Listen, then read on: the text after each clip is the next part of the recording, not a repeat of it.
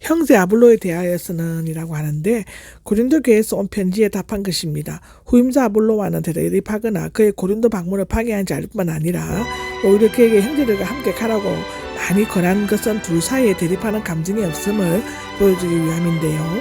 또한 아볼로가 굳이 이를 사용한 것은 본의 아니게 당파 분쟁을 일으킬 것을 염려했기 때문이라고 합니다. 사실상 고린도 교회의 당파 분쟁의 원인은 바울이나 아볼로가 아니라 그들 자신의 분파 때문이었습니다. 실로 아볼로도 자신의 이익이나 명예보다는 교회의 덕을 세우기를 원하고 신실하고 높은 인격을 갖춘 사역자였음을 틀림이 없는데요. 한편 바울은 위대한 사도였음에도 불구하고 아볼로를 형제 동역자로서 부름으로써 자신이 결코 지도자나 통솔에게 위치해 있지 않음을 겸손하게 보여주고 있습니다. 13절에서 24절까지는 마지막 부탁과 인사와 축도가 있습니다. 13절에서 14절은 앞뒤에 있는 인사 문제와는 전혀 관계없는 간결하면서도 종합적인 마지막 권면입니다. 5개의 명령형은 모두 현재형으로서 계속적으로 실천하고 행동하는 것을 나타냅니다. 13절의 4개의 명령은 고린도 교인들의 부주의의 변덕, 유치, 도덕적 무능에 관한 것이며 깨어있음과 굳게 서는 것, 남자처럼 행동하는 용기, 강건한 군대용으로서 도덕과 종교가 부패한 고린도시에서 살아가면서 전투를 벌이는 군인처럼 담대하고 용감해야만 한다는 것입니다. 여기에서 깨어 있으십시오는 깨어 있으면서 경건하고 감사하라는 의미입니다. 그리스도의 재림과 연관해서 자주 사용되고 있죠. 마태복음 25장, 마가복음 13장입니다. 성도는 세상의 끝, 종말의 때를 바라보면서 바수꾼처럼 깨어 온갖 죄와 이단과 음란 등을 경계해야만 한다는 것이죠. 믿음에 굳게 서십시오가 나오는데 흔들리지 않고 확실하게 자리를 지키는 것을 의미합니다. 남자처럼 행동하십시오는 남자의 힘을 가시하라는 뜻인데 옛부터 남자는 힘이 세고 용감하여 굳센 것을 상징하였죠. 신약에서는 여기에만 나오지만 구약에는 자주 사용되었습니다. 4번째, 강건하십시오가 나옵니다. 힘을 내어 강해지라는 뜻으로 나타나고 타고난 육체적인 힘이 아니라 하나님께로부터 받은 영적이고 신앙적인 힘을 내어 나타내는 것이고, 이러한 힘이 없으면 그들은 원수들에게 패배하고 온갖 시련과 박해에 넘어지고 말 것이라는 것입니다. 5번째로 모든 일을 사랑으로 행하십시오인데 사랑으로는 사랑 안에서라고 번역할 수 있습니다. 사랑에 대해서는 이미 13장에서 충분히 논하였으며 앞에 13절의 4가지 명령은 대외적 용감성을, 14절은 대내적인 유아성을 각기 강조하고 있습니다. 아무리 대외적으로 승리를 거두었다가 할지라도 안으로 분열되고 다툰다면 교회의 존립 자체가 위험을 받을 수 있게 되죠. 참된 그리스도인은 사랑 없이 아무것도 행할 수가 없습니다. 사랑은 성도의 삶에 부수적인 것이 아니라 심장의 고동이요 생명의 맥박이며 숨어쉬는 공기이죠.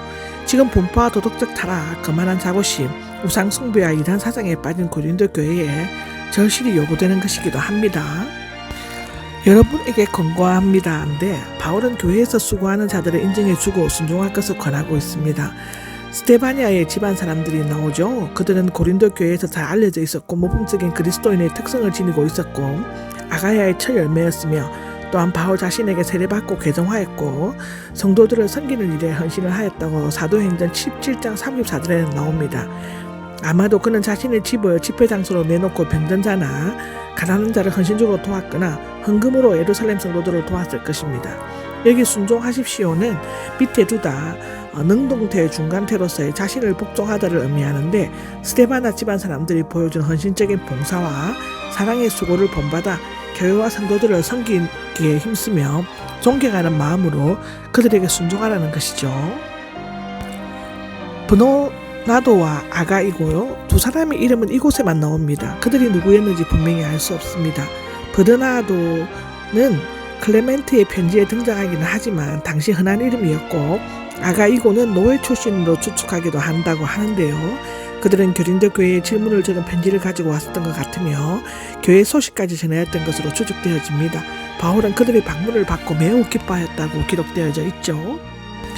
마음을 상쾌하게 해주셨습니다 나옵니다. 그들의 방문을 떠나온 교회에 대해 염려하는 바울에게 기쁨을 주었을 뿐만 아니라 하나님과 교제하는 마음에까지 영향을 주어 참된 위로를 받을 수 있게 해주었다고 하는 것인데요.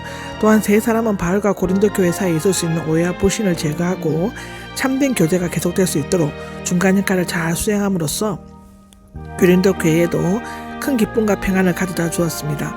이런 사람들을 인정해 주십시오인데 정확하게 당연히 알아주고 고맙게 생각하라는 것입니다. 교회는 수고하는 사람들을 비난해서는 안 되며 참된 가치를 충분히 인정하고 늘 감사하는 마음을 지녀야 한다는 것이죠. 여기 아시아 교회들이 나오는데 에베소 교회를 중심으로 하는 소아시아 지역에 있는 교회들 골로새, 라오디게야, 히에라블리 등을 가리키는데요. 사실상 바울은 에베소 교회 이외에 방문한 적이 없었지만 각 교회들은 대표해서 안부를 전하는 것을 간접적으로 각 교회들을 세우고 있는 그들과 교제를 나누었기 때문입니다.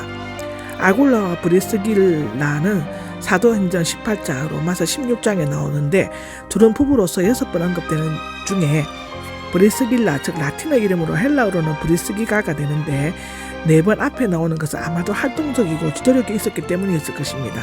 그들은 고린도 교회를 세울 때 많은 도움을 주었다고 사도행전 18장 18절에는 말하고 있습니다. 이때 바울과 함께 고린도를 떠나 에베소에 머무고 있었던 것 같은데요. 자기네 집에 모이는 교회인데 에베소 교회의 한 집회소나 가정교회를 의미하는 것 같습니다. 그들은 자기 집을 교회 처소로 적용했으며 에베소 교회 설립과 발전에 큰 공헌을 하였죠. 여기에 있는 모든 형제가 나옵니다. 에베소 교회 교인들인지 에베소에 여행 중인 고린도 교인들인지 아니면 바울과 함께 일하는 동역자들인지 자세히 알 수 없으나 모든 교회가 주 안에서 하나이기 때문에 한 식구처럼 무난하고 있습니다. 거룩한 입 맞추는 것은 당시 중동 지방에서 행하였던 인사법이었고 주로 뺨과 이마, 손 등에 입을 맞추었습니다. 이 간섭이 교회에 들어와 보편적인 인사법이 되었는데요. 로마서 16장 16절, 고린도후서 13장 11절에 기록되어져 있습니다. 내 손으로 직접 서서가 나옵니다. 바울은 지금까지 당시의 풍습을 따라 필기하는 자에게 내용을 불러주어 기록해왔지만 마지막 안은 친히 손으로 썼습니다. 로마서 16장 22절에 보면 기록하는 것이 나옵니다. 친히 손으로 글을 쓴 것은 갈라디아서 6장 11절, 골로새서 4장 18절, 데살로니가 후서 3장 17절에 나옵니다. 이것은 고린도 전서가 바울이 직접 쓴 것이라는 사실을 뒷받침해 준과 동시에 개인적인 마음을 담아 진심으로 문안한다는 사실을 나타내는 것입니다. 저주를 받으라가 나오는데 이제 축도를 하려는 바울의 마음속에는 고린도 안에 있는 두 종류의 사람이 떠올랐을 것입니다. 즉 주님을 사랑하는 사람과 그렇지 않은 사람들이었는데 주님을 사랑하지 않는 사람들은 하나님께서 내버려 둔 사람들이라고 로마서 1장 24절, 26절, 28절에는 기록되어져 있습니다. 그로 말미암아 그들은 하나님의 노여움의 아래 놓여 저주받은 상태에 있게 되는데요. 여기에서 바울은 주님을 사랑하지 않는 사람들에게 저주를 기원하거나 두려움을 주려고 하는 것은 결코 아닙니다.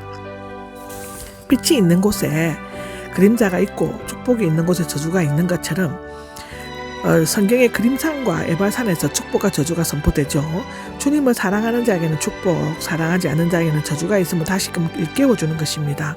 여기에서 사랑이라는 말이 높은 신적 사랑인가 아니면 낮은 인정적인 형제인 사랑인가를 사용하는 것은 신앙적으로 성숙하지 못한 교인들에게 너무 고상하고 높은 수준의 사랑을 요구하지 않았음을 나타내죠. 요한복음 21장 15절, 디도서 3장 15절로 참조해 주시면 됩니다. 주님 오십시오가 나오는데 아랍어를 그대로 번역한 것입니다. 띄어쓰기에 따라 크게 세 가지로 나눴는데 첫째는 주님께서 오십니다. 둘째는 주께서 오셨습니다. 하고 셋째는 주님 오십시오라고 합니다. 예수님께서는 이미 심판과 구원을 위해 성육신하셨으므로 문맥상 틀리지는 않지만 일반적으로 심판과 연결되는 주님의 재림을 나타내며 초대교회에서 표어처럼 많이 사용했던 주님 오십시오가 가장 다나간 번역이라고 기록되어져 있습니다. 주 예수님의 은혜가 나옵니다. 선교사와 목회자인 바울은 여러 교회에 보낼 때 아무 공로 없이 주어지는 선물인 은혜를 기원하는 것으로 끝맺고 있습니다. 로마서 16장 20절, 고린도후서 13장 13절, 골로새서 4장 18절에 기록되어져 있죠. 바울이 편지를 끝맺어도 하나님의 은혜는 여전히 아직도 믿음이 연약하고 문제가 있는 고린도 교회에 계속적으로 임하기를 진심으로 기도하고 있는 것이라고 합니다. 나의 사랑이가 나옵니다. 마지막 절에 바울은 그리스도 안에서 베푸는 자신의 사랑이 그리스도 안에 있는 고린도 교인들에게 함께하기를 기도하였습니다. 여러분 모두에게가 나오는데 자신을 따르지 않고 대적하는 교인들도 다 포함시키고 있습니다. 그들은 모두 주님께서 사랑하시고 위하여 죽으신 형제들이었으므로 고린도 교회의 영적인 아버지인 바울은 그들을 끝까지 사랑할 수밖에 없었고 그런 자신의 뜨거운 무조건적인 아가페 사랑 그들에게 전달되기를 간절히 소원하면서 붓을 놓고 있는 것입니다.